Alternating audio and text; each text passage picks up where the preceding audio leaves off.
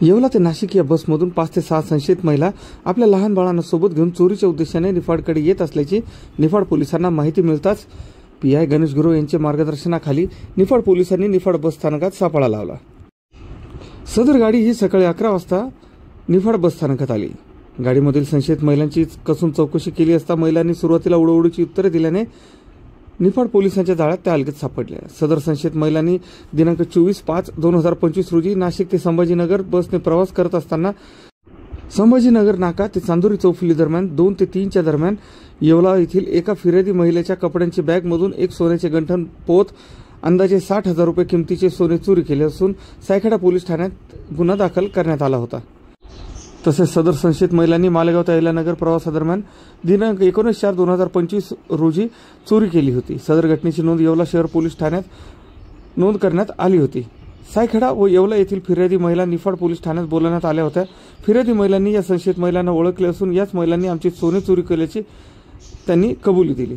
त्यांचा पुरवणी जबाब नोंदवून पुढील कारवाईसाठी सायखेडा व येवला पोलीस ठाण्यातील तपासी अंमलदार यांच्याकडे महिलांना ताब्यात देण्यात आले आहे। या कारवाईत पोलीस कपालेश्वर ढिकले, नितीन साळवे, धनंजय जाधव, नितीन सांगळे, संगीता जाधव, पूनम शिंदे, राजेंद्र दरोडे यांनी भाग घेऊन सदर महिलांना पकडण्यात यश मिळवले आहे।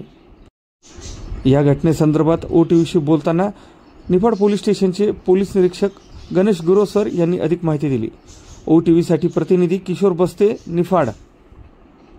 आम्हाला माहिती मिळाली की येवला निफाड बसमध्ये काही संशयित महिला या फिरत आहेत।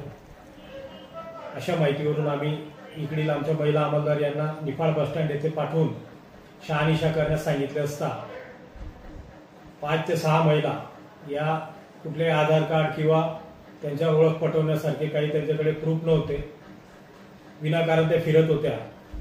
त्यांची अधिक चौकशी केली असता सायखेडा आणि येवला तालुका पोलीस स्टेशन येथे अशाच प्रकारे बसमध्ये प्रवास करताना प्रवासी महिलांचे दागिने, मौल्यवान वस्तू चोरून नेल्याचे गुन्हे दाखल आहेत आणि सदर महिला यांनीच ते केलेलं आहे असे त्या गुन्ह्यातील फिर्यादी यांनी ओळखलेलं आहे।